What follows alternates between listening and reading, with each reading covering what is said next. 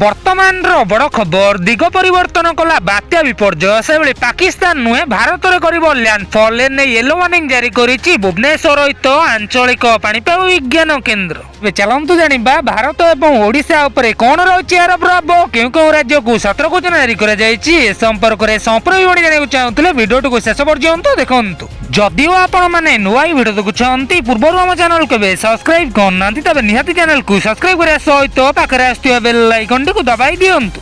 सेपटे आरब सागर सृष्टि होइतिबा बात्या विपर्यय एबे दिग बदलाउछि काहेकि उत्तर उत्तर पूर्व दिग आड़कू गति परिवर्तन करिछि।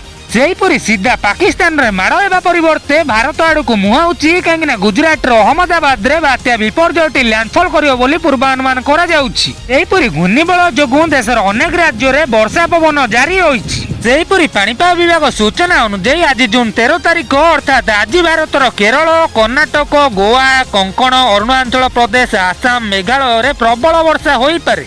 सेहीपरि जून 13 तारिख रु जून 15 तारिख पर्यंत अंडमान एवं निकोबर द्वीपपुंज, नागालैंड, मणिपुर, मिजोराम, त्रिपुरा, गुजरात रे प्रबल रु अति प्रबल वर्षा होबार संभावना रही। सेहीपरि अरुणाचल प्रदेश, आसाम, मेघालय, नागालैंड, मणिपुर, मिजोराम, त्रिपुरा, पश्चिमबंग रे जून 15 तारिख पर्यंत प्रबल रु अति प्रबल वर्षा जारी रहिबो। सेहीपरि पाणीपाग विभाग कहिछि जे आसंता जून 14 तारिख पर्यंत उत्तर प्रदेश और हिमाचल प्रदेश रे वर्षा सहित कुआपथर वर्षा होबार संभावना रही। सेहीपरि जून 15 तारिख रे कूच जिला और पाकिस्तान कराची उपकूल मध्य घूर्णिबलय विपर्ययटी लैंडफॉल करिवार संभावना रही।